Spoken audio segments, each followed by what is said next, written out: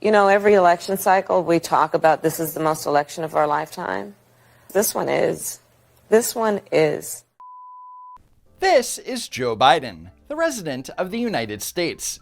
Democrats are becoming increasingly worried about Biden's chances winning the 2024 election because nearly 3 years into his term, Joe Biden's poll numbers are in the toilet. In a late December New York Times Siena poll, registered voters were asked if they approve or disapprove of the way that Joe Biden is handling his job as president. 39% of registered voters approve, while 57% disapprove. And that's pretty bad, right? And unfortunately for Joe Biden, those results are not an outlier. CNBC's All-America Economic Survey for December 2023 asked participants the same question, and only 35% said that they approve, while a whopping 59% say that they disapprove. Now, those poll numbers are pretty dismal, but if you really want to shock Democrats, show them the following stats. According to Gallup, Joe Biden's current approval rating is 39%, which compared to the last 7 presidents at the same point during their first term in office, Biden's approval rating is the lowest. Lower than Barack Obama, lower than Jimmy Carter, and yes, even lower than Donald Trump. Mr. President, why are you losing to Trump in the polls? Now, in public, Joe Biden acts like bad poll numbers don't matter. It's a snapshot in time. They're the wrong polls. But in private, he's pissed. According to the Washington Post, Biden is said to be increasingly frustrated by dismal poll numbers. In one recent meeting, he said poll numbers were unacceptably low, and he wanted to know what his team and his campaign were doing about it. Now, there's a famous quote that goes, "Insanity is doing the same thing over and over again and expecting different results." And I can tell you that when it comes to Joe Biden's re-election campaign, they aren't changing a damn thing. For example, Biden flew to Milwaukee to give a speech to the Wisconsin Black Chamber of Commerce. And the first thing Joe Biden did is walk onto the stage and randomly start half jogging to the podium. A jog which he can only sustain for 2.5 seconds.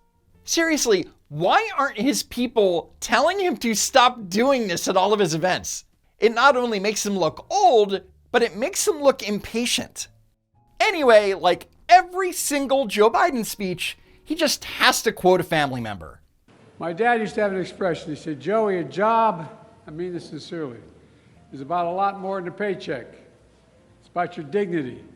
It's about respect. It's about being able to look your kid in the eye and say, honey, it's going to be okay." Pro tip, Joe Biden, no one cares about your dad, let alone what he would allegedly say to you when you were a child 100 years ago. And Joe Biden thinks that Americans want to hear Joe Biden tell the same Joe Biden story over and over and over again. You heard me say it before, and I'm going to keep saying it. My dad said a job's about a lot more than a paycheck. You heard me say it before. My dad used to say a job's about a lot more than a paycheck. And my dad, I know some of you are tired of hearing me say, my dad used to say, and he meant it, a job is about a lot more than a paycheck. You know, my dad used to have a saying, for real. He used to say, Joey, and this is the God's truth. You know, my dad used to say, Joey, and I mean it sincerely. My dad used to have an expression. I swear to God, this is an expression. You've heard me say it before, but my dad used to have an expression. I swear to God. You know, my dad used to have a saying, and I give him my word, this is real. I'm not making this up. He'd say it all the time. I know you're sick of hearing me say this, but I swear to God, I mean this sincerely. Not a joke, for real. I'm not making this up. So, broken record Biden, according to the Washington Post, is dumbfounded as to why Americans are so unhappy with his handling of the economy. According to people familiar with his comments, he complained that his economic message had done little to move the ball, even as the economy was growing and unemployment was falling. But your average American doesn't care about things like GDP, let alone understand it, nor do they care about the unemployment rate, because ultimately, these are numbers that don't directly affect them. Instead, let's talk about some numbers that Americans actually care about, like 17.2%, which is the amount inflation has rose since Biden took office, and 13.14%, which is how much wages have grown during that same period. And of course, that means that wage gains have not kept up with rising inflation. Prices rose faster than your wages did. 7.06%, which is the current average interest rate for a 30-year fixed mortgage. Compare that to 2.65% when President Trump left office.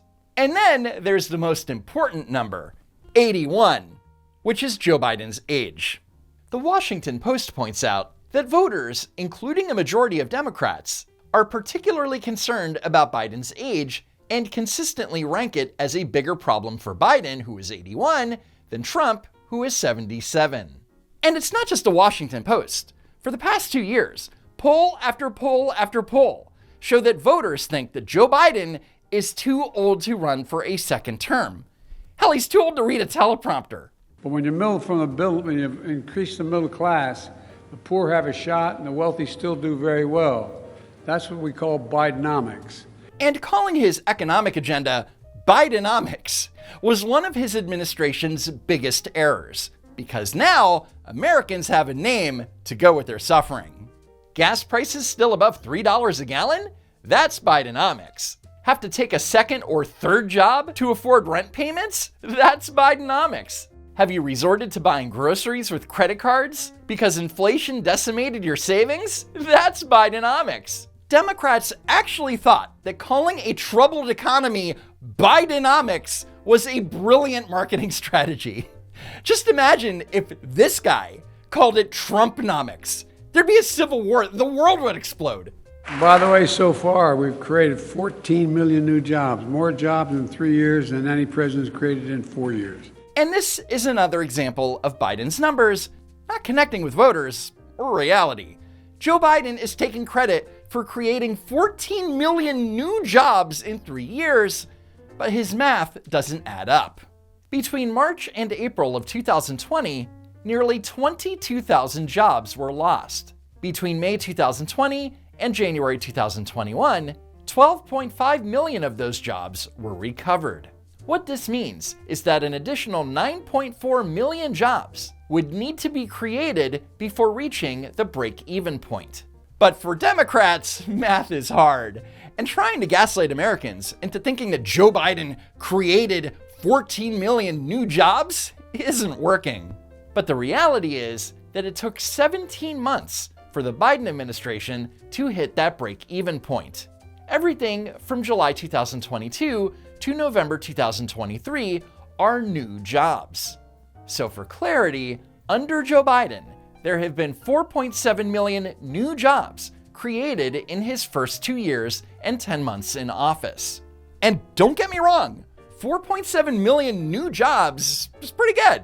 But it needs to be pointed out that 6.7 million new jobs were created under President Trump during his first 2 years and 10 months in office, which is 2 million more new jobs than were created under Joe Biden.